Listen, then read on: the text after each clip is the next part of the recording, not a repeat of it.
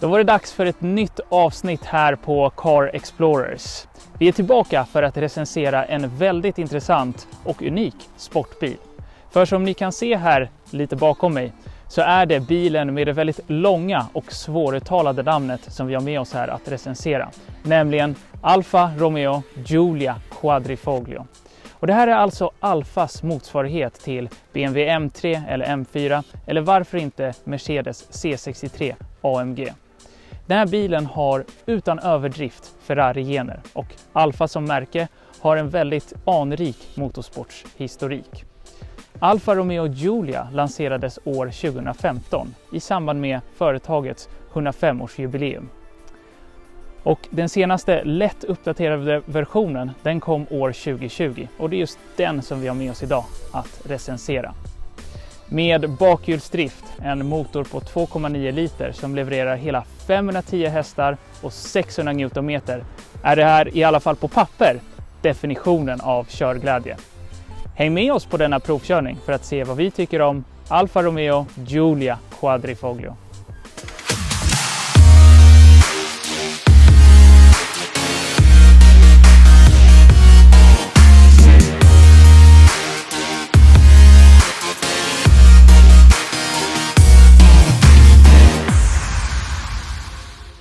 Innan vi går vidare med dagens recension så vill vi i vanlig ordning passa på att säga: är det så att ni gillar våra recensioner och vill att vi ska fortsätta recensera så här intressanta bilar, se gärna till att prenumerera på vår kanal Car Explorers.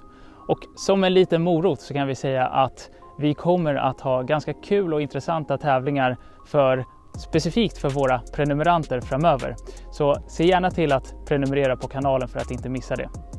Men nu tillbaka till dagens recension av Alfa Romeo Giulia Quadrifoglio. Och innan vi tar det klassiska varvet runt bilen för att lära känna den lite bättre så är det egentligen en sammanfattningsord om bilen är kolfiber, eller i alla fall användningen av kolfiber. Och det kommer vi se när vi går runt bilen, att det finns väldigt många kolfiberdetaljer. Men om vi börjar här i fronten av bilen så har vi en klassisk Alfa grill i trekantsformat. Sen kan vi titta lite på motorhuven som ser kanske ganska normal ut, men det är faktiskt en motorhuv i kolfiber. Tittar vi långt ner så har vi faktiskt en väldigt intressant splitter här som är faktiskt automatiskt justerbar i hastigheter över 100 km i timmen. Och som ni kanske kan ha gissat så är splitten även den i kolfiber. Tittar vi på bilen från sidoperspektivet så ser vi att det är en väldigt vacker bil. Inte bara färgen utan formerna. Och vi ser att kolfiberfästen den fortsätter här också. Vi har sidospeglar, eller i alla fall kåporna i kolfiber. Vi har ett litet lätt kjolpaket i kolfiber och taket är också i kolfiber. Något annat som är intressant att notera det är märket här. Fyrklöven, det vill säga Quadrifoglio. Och det märket det ges ju bara till Alfas allra sportigaste versioner av bilarna. Något annat som är intressant det är fälgarna som är Alfa-specifika. Enligt rätt så många personer så här är det här de snyggaste fälgarna som finns på en produktionsbil. Bakom fälgarna kan vi se de gula bromsoken som klär bilen väldigt väl. För den som är intresserad av detaljerna så är det faktiskt 6-kolvsok fram och 4-kolvsok bak. Och det behövs ju för att kunna stoppa den här bilen. Här bak på bilen fortsätter de sportiga detaljerna i kolfiber. Det kan vi se på den här spoilern här bak. Vi har även dubbla avgasrör eller ändrör på vardera sida. Och vi har denna maffiga diffuser som enligt mig likväl skulle kunna sitta på en Ferrari. Och när vi ändå är här bak så kan vi titta snabbt på bagageutrymmet. Om jag öppnar lite snabbt så kan vi se att det finns gott om plats här. Speciellt för att vara en sportig bil. Det ryms 480 liter vilket verkligen är mer än nog för en bil av denna kaliber och sportighet. I vanliga fall så brukar vi inte filma så mycket vad som finns under motorhuven, men den här gången gör vi ett undantag. Det är faktiskt värt att göra det. Dels så ser vi att det är ett väldigt fint utsmyckat motorrum Och dels ser vi också här faktiskt beviset att motorhuven den är faktiskt i kolfiber om vi tittar lite närmare. Det står lite mer information här om motorn redan här. Det står att det är en V6. Men lite historik om motorn. Den är faktiskt utvecklad av en före detta Ferrari-ingenjör. Och han eller hon tog då en liten genväg eller kanske bara tog det bästa som fanns. Man tog nämligen en V8 från Ferrari som vanligtvis annars sitter i en 488 eller några andra liknande modeller. Och så tog man lite förenklat bort 2 cylindrar och vips så hade man en V6. Så man la in här, man la in 2 stycken turbos och så har man setupen här i quadrifoglion. Då sitter vi här inne i bilen och det är en väldigt funktionell och främst väldigt sportig interiör vi möts här av. Väldigt mycket kolfiber, precis som på utsidan. Vi har kolfiber här i mittkonsolen framför passagerarsätet och i dörrpanelen. En annan sportig detalj som syns, det är de här röda stygnen som syns här på växelväljaren, på ratten och i dörrpanelen också. Vi behöver nämna några ord om ratten för den är verkligen fantastisk. Det är nog den bästa ratten jag har sett och använt mig av någonsin. Dels är det den här mixen av Alcantara och de här kolfiberdetaljerna här som gör den väldigt snygg. Och så här greppet fantastiskt bra. Den känns kompakt, den känns sportig. Ja, det är bara perfekt. Och så har vi en platt botten också för att den ska vara extra sportig. Bakom ratten så har vi ett par rejäla paddlar i aluminium som har en väldigt god känsla och solid känsla till sig. Och slutligen, för att det ska vara en riktig sportbil, så har vi såklart start- och stoppknappen här på ratten, likt alla andra supersportbilar. Och vi behöver nog nämna några ord om sätena. Sätena är också den här mixen av Alcantara och läder och har extremt bra stöd här åt sidorna. Det är verkligen sportiga säten som är, även för att vara sportsäten då, lite åt det hårdare hållet. Men det är kanske inte något man ska klaga över när man sitter i en sån här sportbil. Det är snarare något positivt. Låt oss nämna några ord om infotainmentsystemet. Just infotainmentsystemet var en av få komponenter som uppdaterades med 2020 års modellen. Som vi kan se här så har Alfa gjort ett väldigt bra jobb i att integrera just skärmen med bilen. Det känns verkligen som en del av bilen och den smälter verkligen in väldigt bra. Många moderna bilar har ju infotainmentskärmar som känns lite ditsatta i efterhand. Men här har man gjort ett väldigt bra jobb. Både skärpan på skärmen och responsiviteten de är bra. Inte fantastiska, men de är bra. Och i vanlig ordning så kan man få antingen infotainmentsystemet med Apple CarPlay eller Android Auto. Och det gör ju att infotainmentsystemet känns verkligen modernt och up to speed.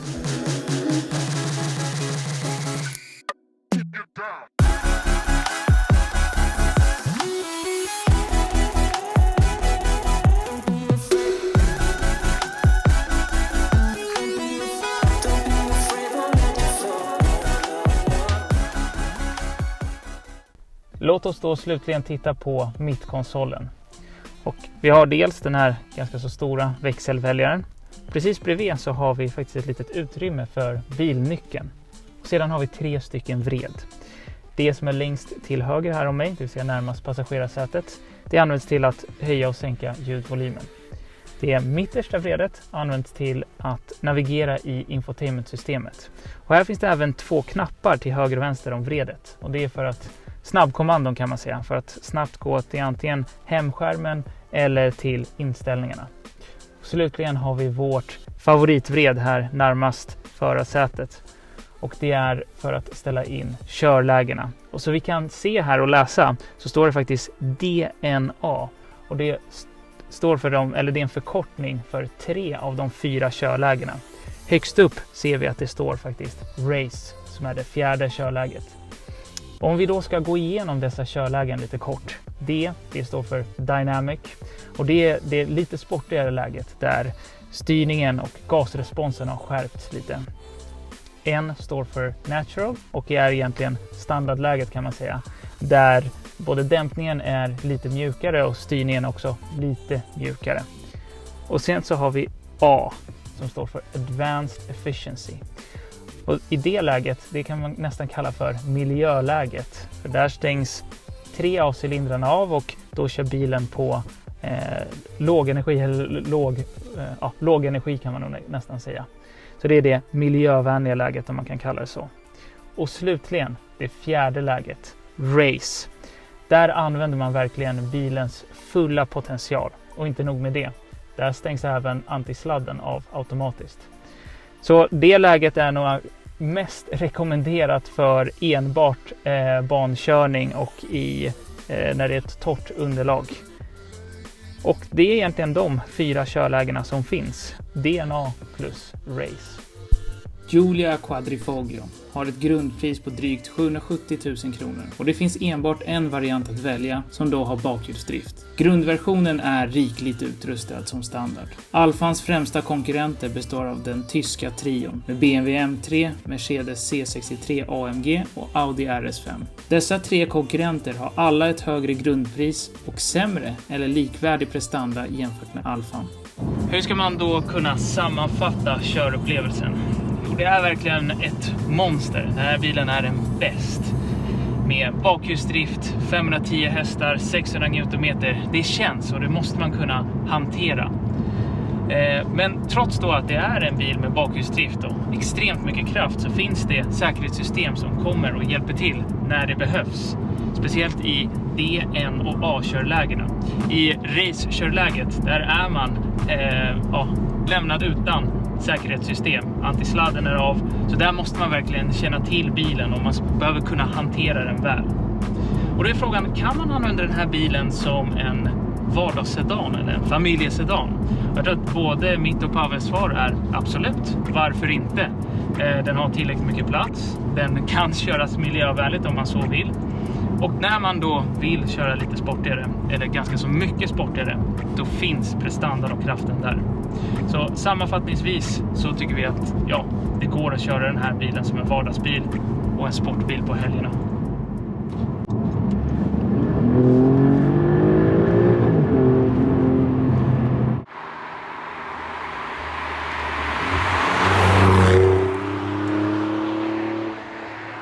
Jag tänker att vi kan summera vår upplevelse här om bilen med dels varsin favorit och dels varsitt förbättringsområde som vi kan se här. Vill du börja med din favorit? Ja, men jag kan börja med en favorit. Min favorit är ju prestanda i den här bilen. Det är en nästan 3 liters motor, 2,9 liter för att vara exakt, en V6 som har hur bra prestanda som helst. Den är jättepigg motor, jättepigg bil överlag med jättebra prestanda och vägghållning. Jätteroligt leksaksbil så att säga. Som man kan verkligen pusha och köra ordentligt. Verkligen. Så och den andra delen, den här bilen är en jättevacker bil. Den väcker blickar på stan. Den är superfin. Speciellt den här blåa färgen som vi har den nu. Så att jag verkligen gillar den här bilen. Ja, men jag håller med om både om looken och prestanda. Jag tänkte faktiskt att jag ska säga min favorit som prestanda, men jag får väl justera det lite och säga där kanske svårt att kalla den här bilen för prisvärd, men prestanda per krona skulle jag säga att det är verkligen svårslaget. Så jag skulle säga prestanda per krona som min favorit.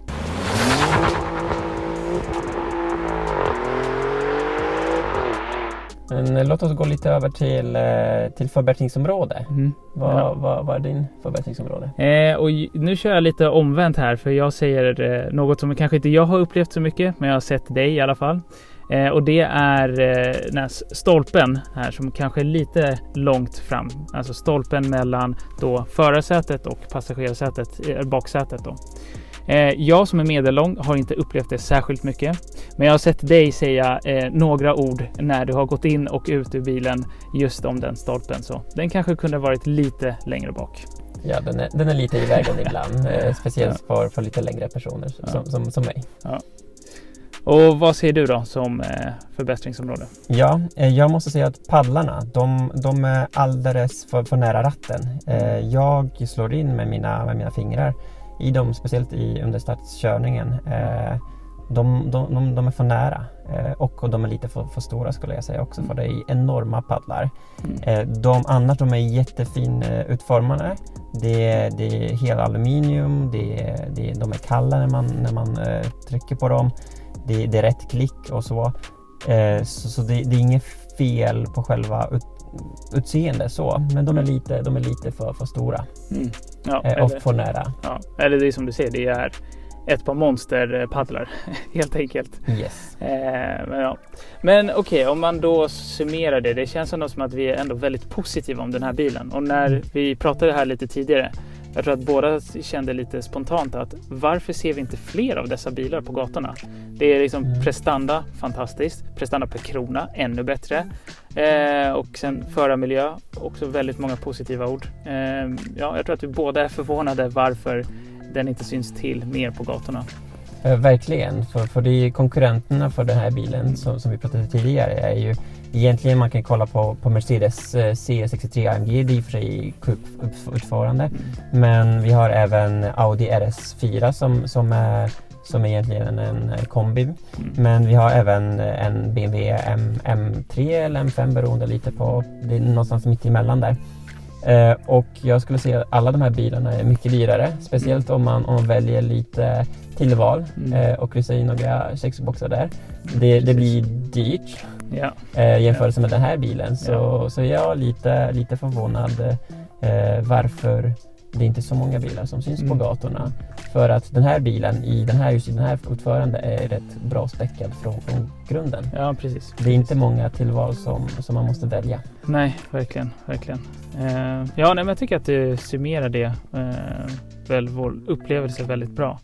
Så vi hoppas väl att vi kan, dels för att det är en väldigt vacker bil. Det hade inte skadat om man gick utanför dörren och såg några fler sådana här bilar. Så ja, det är väl ett väldigt positivt ord här från både mig och Pavel. Verkligen. Giulia Quadrifoglio. Det här är fyrklöverns återkomst. Det är en bil som inom en snar framtid kommer refereras till som den ikoniska sportsedanen. En av de sista av sitt slag med bensinmotor. Med en jämn viktfördelning, torque vectoring och en magisk V6 är den här bilen definitionen av körglädje. Inte bara på papper.